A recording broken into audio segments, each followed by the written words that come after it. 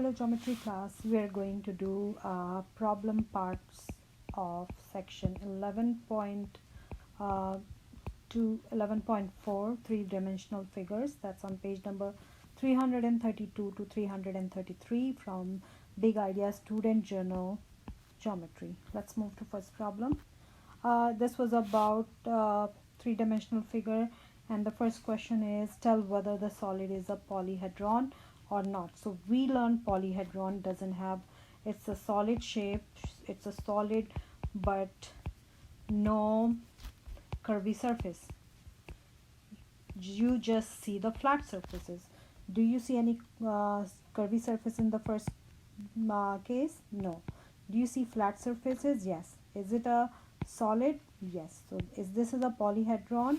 Yes, this is a polyhedron, and in order to know the name, that's already given in exploration section. The name of this is octahedron.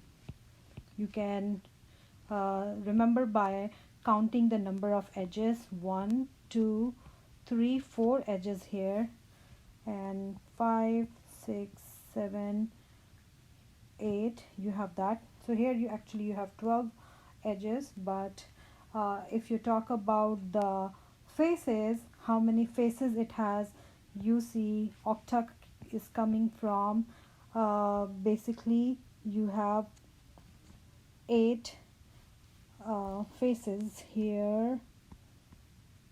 Yes, so it has 8 faces here, so it has 8 faces. All right, so let's move to other problem. So there we have here, do you have any flat surface? No. Does it have curvy surface? Yes. No flat surface, curvy surface. Is it a polyhedron? No, it's not a polyhedron, so we don't have to even classify it. So let's move to next problem. Describe the cross section form. We have to talk about cross section after the intersection. So you have to recognize what's the cross section.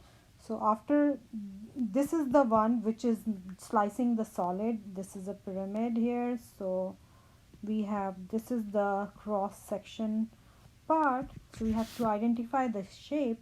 It could be a square or it could be a rectangle. Could be anything.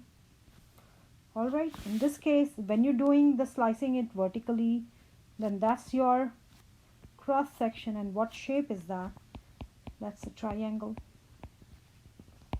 When you cross section the solid from the side, like the way it's given in the book, so which shape is that? So you'll see this is parallel to this, so that's going to be a trapezoid. Keep in mind what was trapezoid, one pair of parallel lines and other pair not parallel. Here in that case, this is the shape, and when you're slicing it vertically, you get this shape, and this shape is actually, it has 8 sides. So here we are going to call it octagon. No, it has 8, or let me check it once more. It has 1, 2, 3, 4, 5, 6, 7. Not octagon, it's a heptagon. It has 7 sides. It has, because it has 7 sides. Heptagon. If it has 8 sides, you call it octagon. So let's move to the next one. Last two questions. Exercise 7 and 8. Sketch the solid produced by rotating the figure around the given axis. So you have to keep in mind, you have to rotate it around the given axis. In the first case, this is the axis, and here this is the axis. You have to rotate it around. And very easy way to rotate it, just make a reflection of the figure on the other side.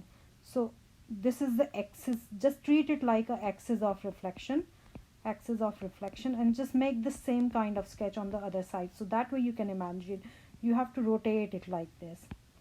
All right, so you just do it like this here.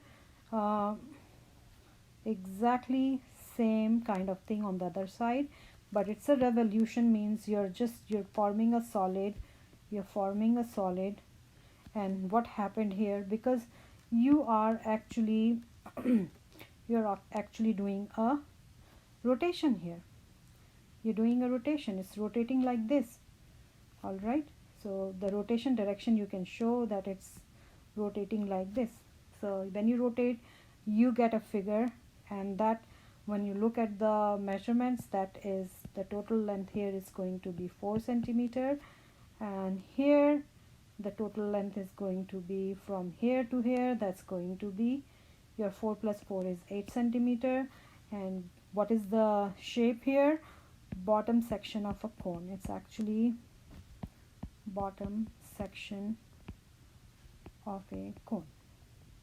Cone is like this, so you can see they just this part is removed, so you can remove this part, so you get something like this. It's the bottom section of the cone.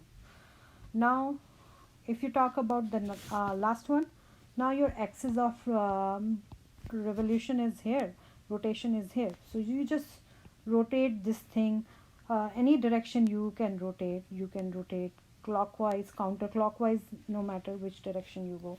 So when you have to draw the picture, just make the exact same kind of figure on the other side.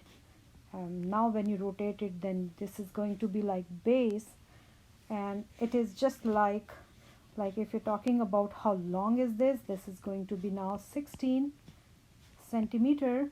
And if they say what kind of shape is that, you will be saying cone superimposed on a cylinder, means it is placed on a cylinder.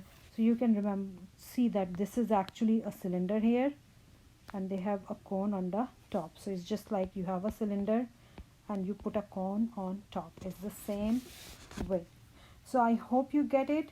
So we will be starting next section. Till then, stay safe. Thank you so much. Thank you for watching. Bye.